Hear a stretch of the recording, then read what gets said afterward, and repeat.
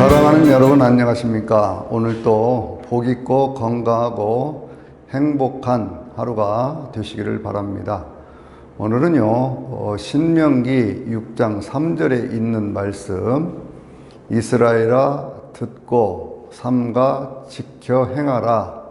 그리하면 내 선조들의 하나님 여호와께서 내게 복을 주시고 내가 들어가게 될 젖과 꿀이 흐르는 땅에서 너를 번성하게 하리라 라는 말씀을 중심으로 AI 시대의 신앙생활이라는 제목으로 말씀을 드리도록 하겠습니다. 여러분, 성경은 어떤 책일까요? 성경은 전체가 1189장입니다. 구약이 926장, 신약이 260장, 그래서 전체가 1189장인데요. 이 1189장에 있는 이 말씀 속에 하나님을 가리키는 단어, 그러니까 하나님의 이름이라든지 혹은 하나님을 대명사로 쓰는, 예를 들면은 엘로힘, 야훼, 아도나이와 같은 그러한 단어들이 여러분 몇 번이나 나올까요? 전체적으로 세어보면 대개 성경학자들의 연구에 의하면 11,000번 정도가 나온다, 이렇게 이야기를 하고 있습니다. 11,000번이라고 하는 그 숫자는 대단히 놀라운 숫자인 것은 성경이 전체가 1189장이니까요. 보통 한 장에 9번에서 10번 정도 하나님의 이름이 또 하나님의 그분을 가리키는 그러한 단어들이 나타나고 있다, 이렇게 볼 수가 있는 것이죠. 그런 점에서 생각해 보면 성경은 어떤 책일까요? 하나님이 어떤 분이냐, 하나님이 세상을 어떻게 시작을 하셨고 하나님은 우리 인간을 어떻게 만드셨고 하나님은 역사를 어떻게 운행하고 계시며 또 인간의 구원은 어떻게 이루어지고 교회는 무엇이고 마지막 역사의 완성이라고 하는 것은 어떻게 이루어지는 것이냐라고 하는 것에 대해서 말씀하는 책이다, 이렇게 볼 수 있습니다. 이것이 다른 책들하고 결정적으로 다른 거예요. 그래서 우리는 성경 이렇게 얘기를 하는데, 성경이라고 하는 그 말 뜻 자체가 그런 뜻입니다. 성경이라고 그럴 때 한자어에 귀자, 입구자, 맡길 임자 이렇게 해서 거룩할 성, 구별될 성, 그렇게 얘기하지 않습니까? 근데 이 말의 뜻이 참 오묘한 것은 귀로 하나님의 말씀을 듣고 또 입으로 그것을 되뇌이고 말할 수 있으면서 그 말씀의 뜻을 따라 사는 사람들, 뭐 그런 뜻이 거룩할 성자에 담겨져 있거든요. 그러니까 거룩할 성자라고 하는 것은 그것은 조금 그와 같은 경지가 높은 사람들, 우리가 성인 그렇게도 얘기를 하잖아요. 그리고 보통의 저와 여러분 같은 사람들은 그냥 성도 이렇게 얘기를 합니다. 또 경이라고 하는 것은요, 보통 일반적으로 그냥 진리를 뜻하는 것이다, 이렇게도 말씀을 하지요. 근데 진리를 뜻하는 이 경자가 실사자 옆에 이 날줄 경 뭐 이렇게 되어 있거든요. 그건 무슨 얘기냐면 어떤 그 배틀을 놓고 이렇게 쭉 이렇게 그 밑으로 내려진 그런 줄들이 있을 때 그것을 옆으로 이렇게 쭉 해서 옷감을 만들어가는, 그러니까 모든 것들을 정교하게 해서 새롭고 아름다운 모습들을 만들어가는, 다른 말로 얘기를 하면 하나님의 진리의 말씀을 따라 살면서 그 진리의 말씀 따라 살 때 인생이 안정되고 아름다운 모습을 가진다라고 하는 그러한 뜻이요. 그 깊고 오묘한 뜻이 성경이라는 말씀 속에 담겨져 있습니다. 영어로는요, 홀리 바이블, 이게 대표적인 거죠. 물론 굿뉴스 바이블 이렇게도 얘기를 하지만 홀리 바이블 이렇게 얘기를 하거든요. 홀리라고 하는 것은 그것은 완전하다라는 그런 뜻이 있어요. 거룩하다는 뜻과 함께 완전하다라는 뜻이 있습니다.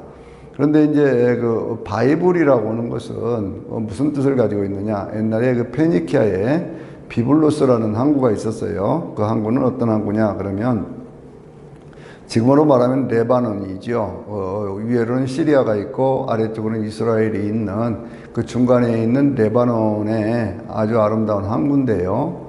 이 지역은 동서무역로의 아주 그 교역의 중심지가 되었던 그런 항구였습니다.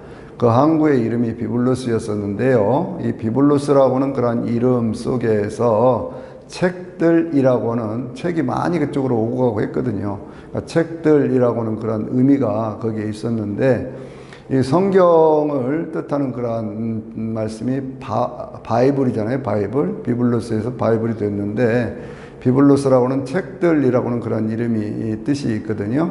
근데 이 이름의 뜻이 왜 그러냐 그러면 구약이 39권, 신약이 27권, 그러니까 66권 아닙니까? 그러니까 이 모든 것들이 모여져서 만든 책들이라는 그런 뜻이 비블로스라고 하는 그 항구의 이름을 따라서 그렇게 되어져 있었는데요. 그것이 이제 그 양피지에 기록이 되기 시작하면서 기독교가 로마에서 공인되고 그것이 이제 정교하게 한 권의 책으로 묶어지기 시작하면서 그 책들이라고 하는 것 대신에 그 북이라고 하는 단어에 비자가 되게 보면은요 대문자로 써 있죠. 그러니까 유일한 책이다 그런 뜻입니다. 더 북이라고 하는 것은요. 그것은 무슨 얘기예요? 인간의 모든 삶을 온전하게 만들어주는 하나님이 누구인가를 알고 인간이 누구인지를 알고 인간이 어떻게 살게 하는가를 알게 하는 그 유일하고도 분명한 그 책 한 권, 오직 유일한 책, 그것이 홀리 바이블이라고는 의미가 있어요. 그러니까 성경이라고 하는 단어는 그냥 거저 주어진 것이 아닙니다. 그것은 우리 인간이 하나님의 말씀을 듣고 그 말씀, 진리의 말씀을 따라 살면서 그 삶이 온전해질 수 있고요. 그리고 그 책들에 있는 그 말씀은 오직 유일무이한 하나님의 말씀이라고 하는 그 뜻이 담겨져 있습니다. 이 성경에 대한 정의 자체가요, 다른 책들과 구별이 되고 있죠. 다른 종교들과 구별이 되고 있습니다.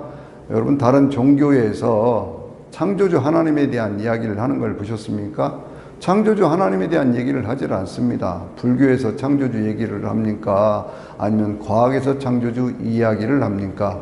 창조주에 대한 말씀을 하지를 못해요. 왜냐하면 과학이라고 하는 것은 무엇인가에 대해서 입증이 가능해야 되거든요.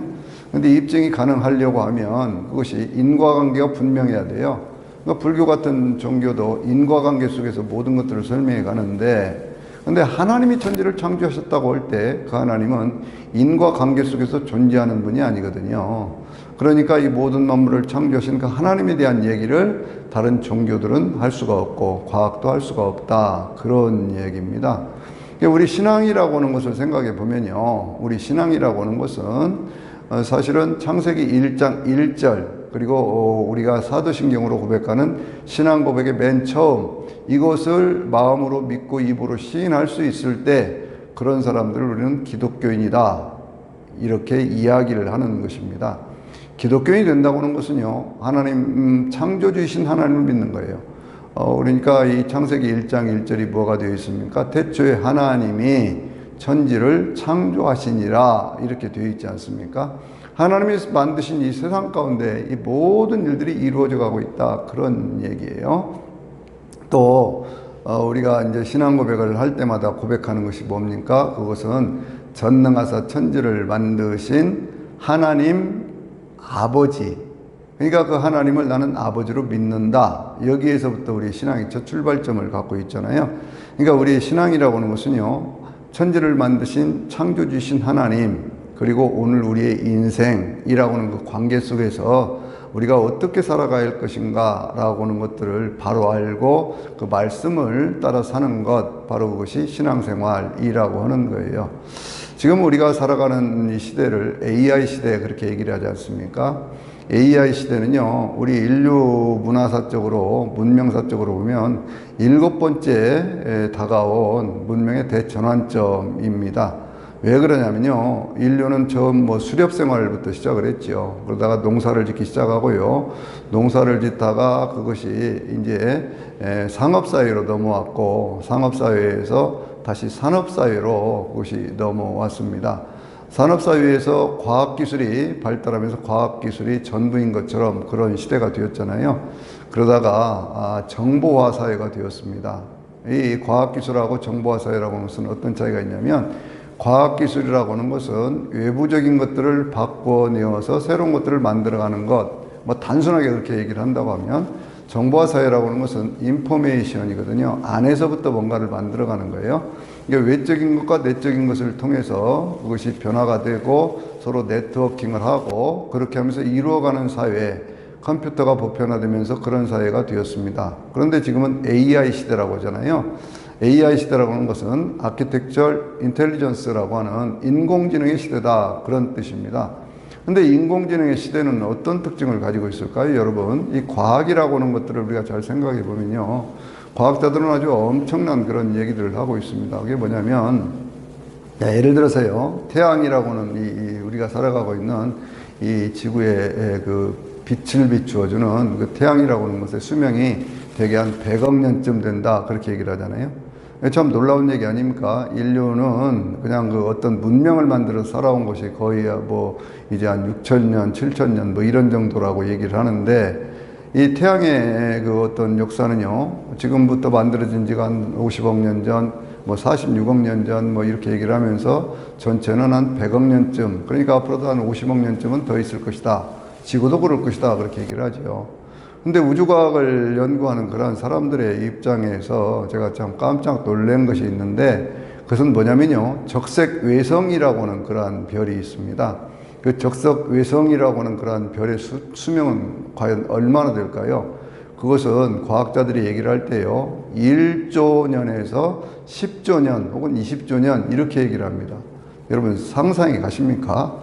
어떤 뭐 100억 년 그래도 그것이 참 감이 오지 않는데 그런데 그것이 1조 년 뭐 10조 년 뭐 이렇게 얘기를 하니까요. 이건 전혀 감이 오지 않는 그러한 숫자인데 그러한 때까지도 별들은 존재한다 이렇게들 얘기하고 있는 것이거든요.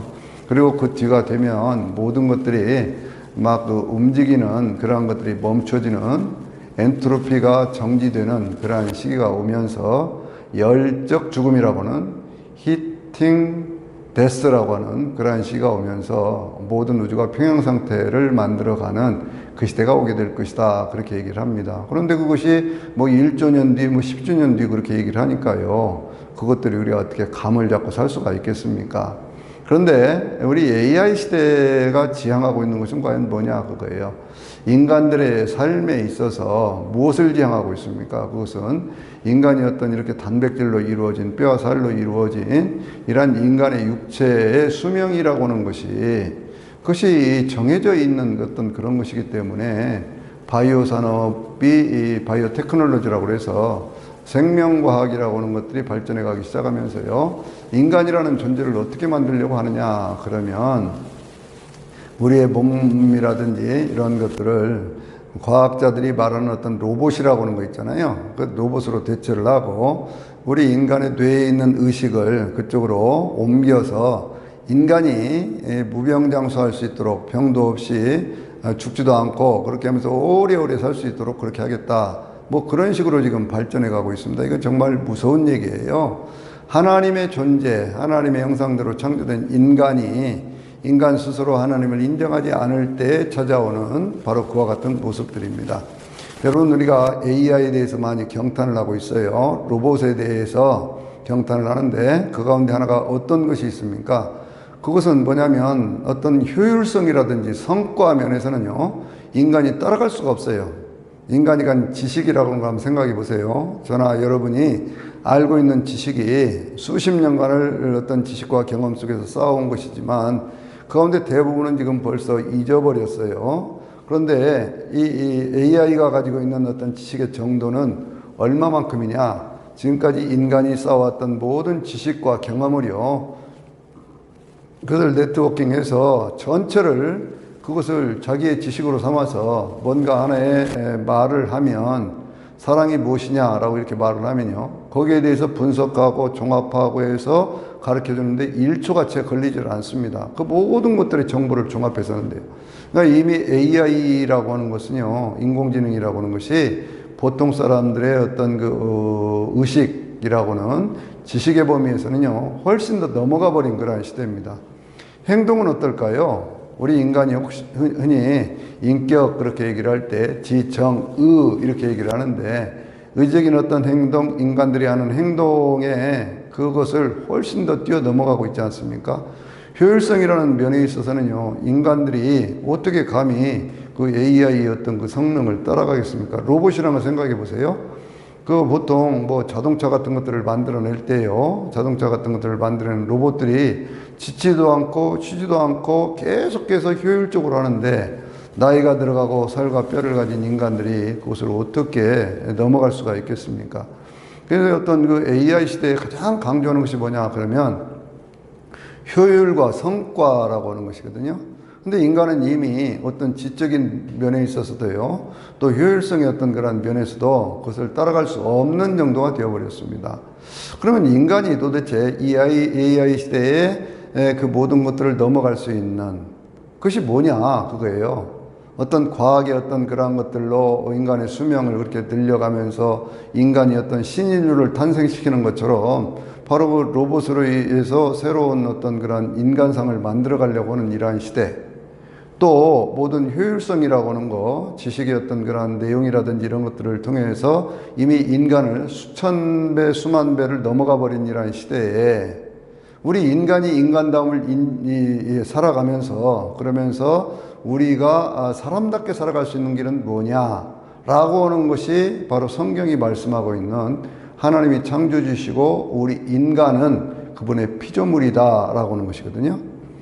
도대체가 이 AI 시대에요, 기계 문명이 아무리 발달을 한다고 하더라도, 과학 문명이 아무리 발달을 한다고 하더라도 사람을 도저히 이길 수 없는 게 하나가 있습니다. 그것이 뭐냐 그러면 인간들이 가지고 있는 느낌과 감정이라고 하는 것이거든요. AI는요 느낌이 없습니다. AI는 감정이 없습니다. 우리 사람들이 어떤 것들을 볼 때요, 어떤 사물을 보고 이렇게 표현을 할 때 저것은 빨갛다, 저것은 파랗다, 뭐 이렇게 여러 가지로 얘기를 하지만 단순히 빨갛다, 파랗다가 아니죠. 그 안에 우리 인간의 감정이 담겨 있어서 어떤 것은 붉으스름하다라든지 혹은 뭐 어떤 것은 뭐 푸르스름하다든지 파랗다든지 여러 가지로 그걸 표현을 하거든요. 그건 인간의 감정이 표현하는 거예요. 그런데 AI가 표현하고 있는 그것은 뭐냐 그러면 그게 주어진 데이터를 종합해서 거기에 가장 적합한 것이 무엇이냐라고 하는 것으로 표현해내는 것이거든요. 그러니까 어찌 보면 신기하지만 인간들이 가지고 있는 그런 감정이라고 하는 것은요, AI는 절대로 담아낼 수가 없는 것입니다. 이런 측면에서 보면은요, 우리가 어떤 하나의 노래를 부른다고 생각을 해보세요. 노래를 부를 때 같은 노래거든요. 분명히 거기에 곡조도 있고 박자도 있고 다 있습니다. 근데 부르는 사람마다 다 달라요. 목소리도 다르지요. 거기에 어떤 들어가는 감정 다르지요. 박자 뭐 이거 전부 다 다르거든요. 왜 그러느냐 그러면 그것은 기계가 흉내낼 수 없는 인간 내면에 있는 영성의 문제이기 때문에 그렇습니다.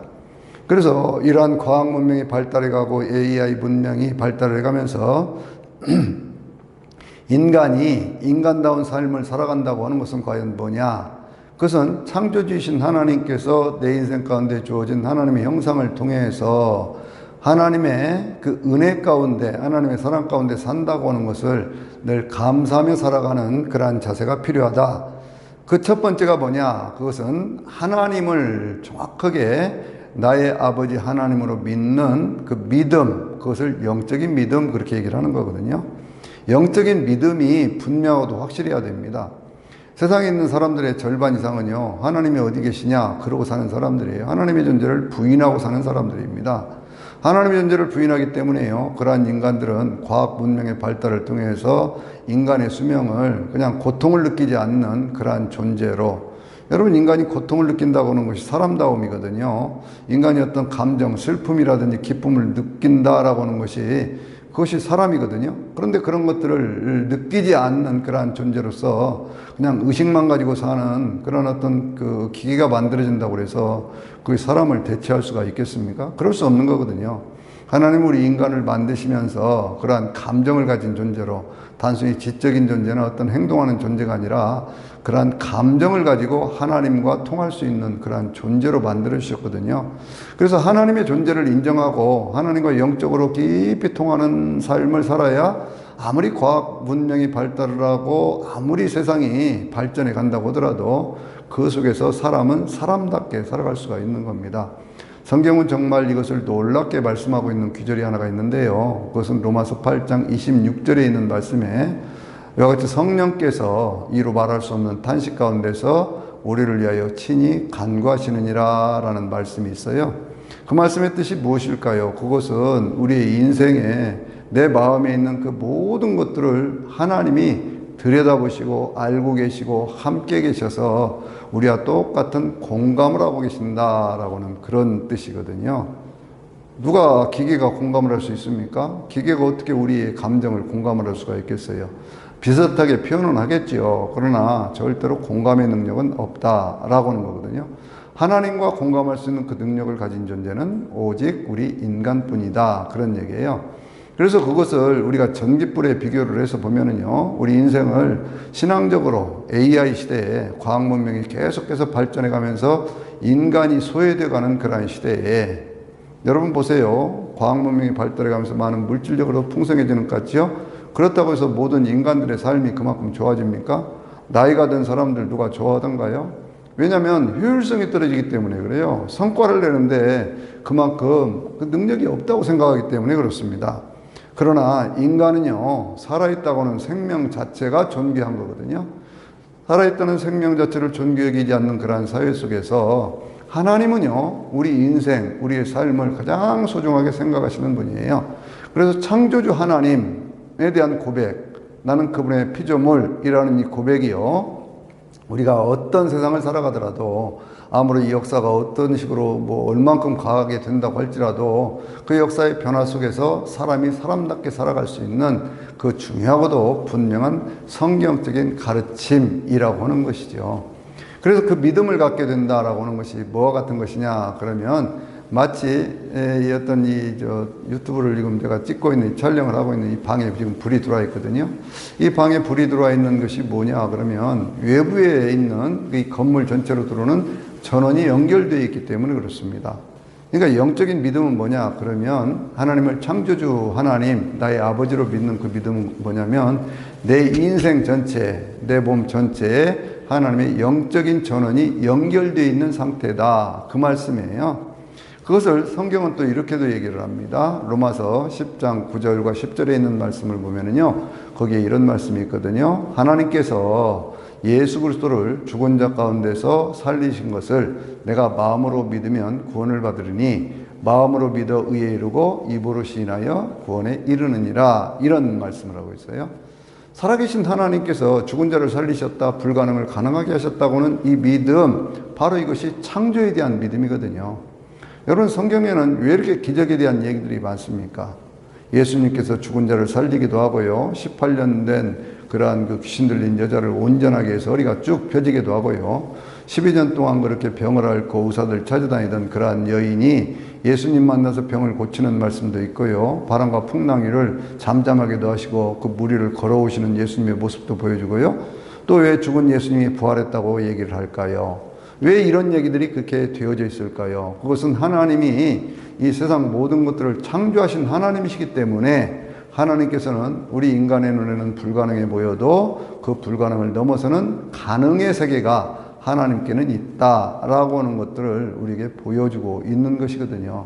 그러면 그것이 자연스럽게 내 인생에 그냥 그대로 이루어지냐 그 말이에요. 내가 하나님을 창조주 하나님으로 믿는 것으로만 그것이 이루어지는 것이냐. 그것이 내 마음의 방에 그거 불을 켜야 된다. 이걸 우리가 알 수가 있죠. 이 건물만 하더라도 방이 여러 개가 있습니다.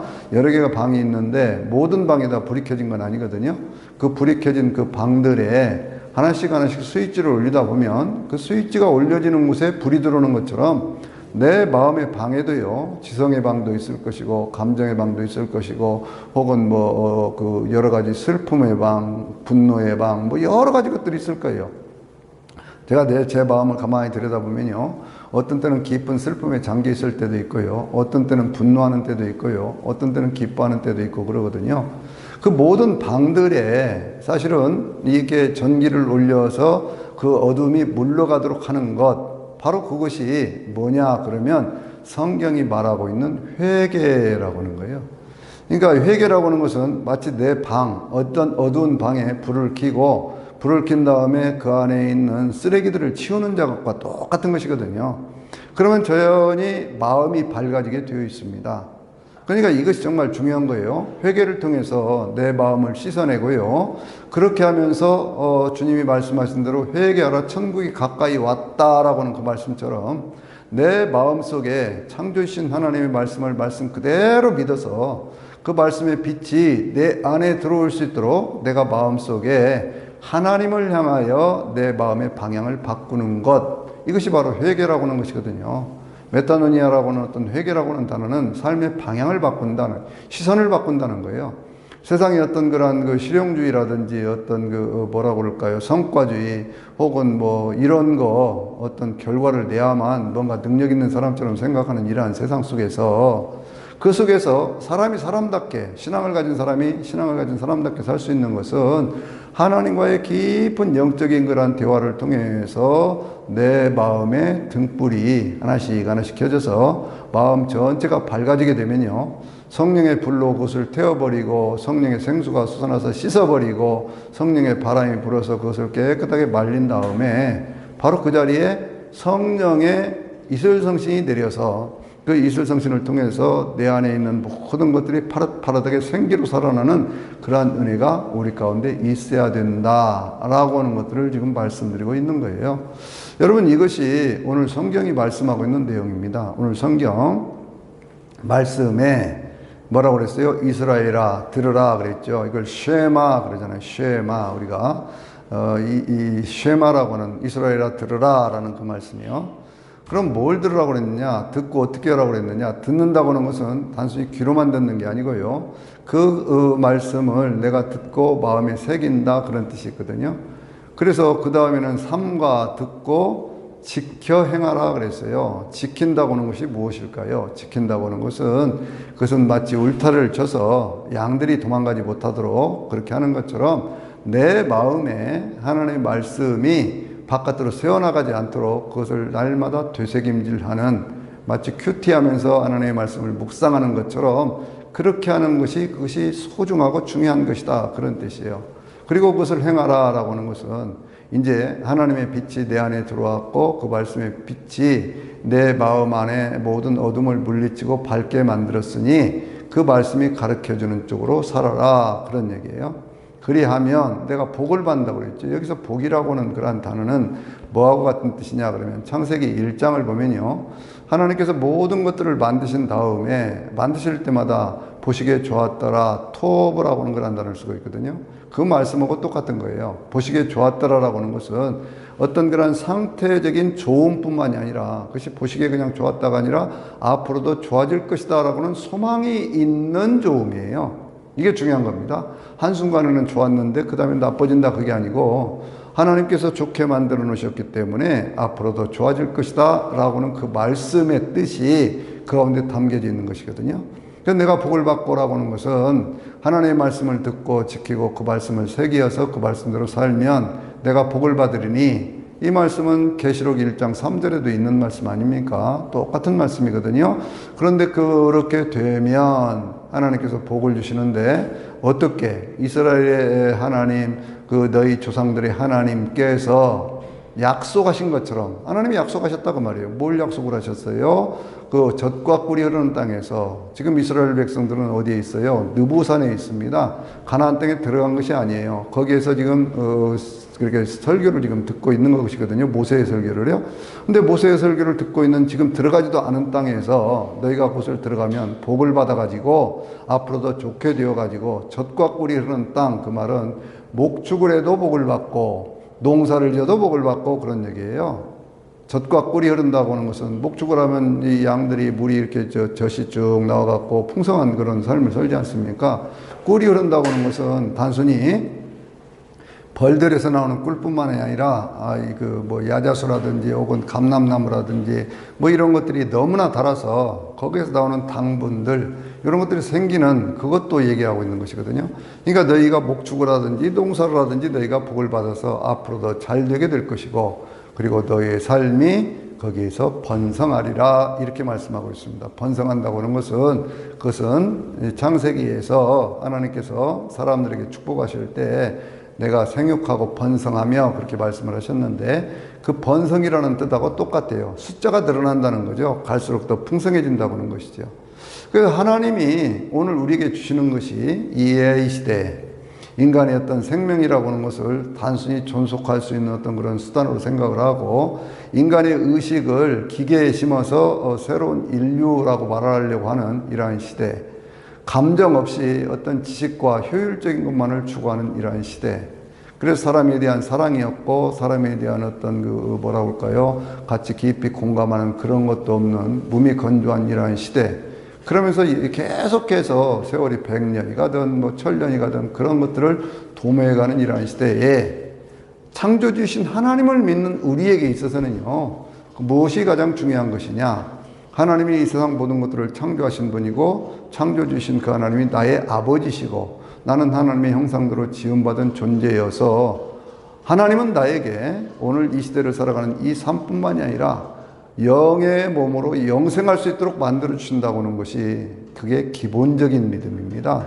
그것이 그 믿음이 있어야 돼요. 창조주신 하나님께서 나를 구원하셔서 영생하게 하신다. 단순히 장수하게 한다가 아니에요. 오래 살게 한다가 아닙니다. 영생하게 하신다. 어떻게? 슬픔과 고통과 눈물과 이런 모든 느낌은 있으나 그것 때문에 상처받지 않는 영의 몸으로 영생하게 하신다라고 하는 것이죠.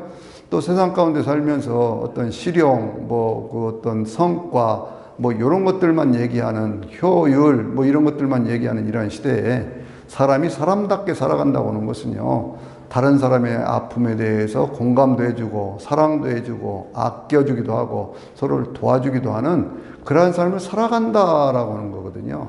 그럴 때 인간이 이 AI 시대, 인간 문명이 어찌 보면 7번째 시대에 이 시대가 얼만큼 더 갈지는 모르겠어요. 그러나 이 시대의 문명은 뭐와 닮아 있느냐? 그러면 잘 가다듬어진 돌들을 가지고 바벨탑을 쌓았던 그 문명의 시대. 그러면서 그것이 허물어져 버리지 않습니까? 그리고 계시록을 보면요. 16장, 17장, 18장에 인간이 고도로 발달시켜놓은 그런 문명과 문화의 시대가 있습니다. 그런 문명과 문화의 시대가 예수 그리스도의 재림과 함께 그것이 무너지면서 하나님께서 약속하시는 새하늘과 새 땅의 역사로 이어져 가게 되는 것이거든요.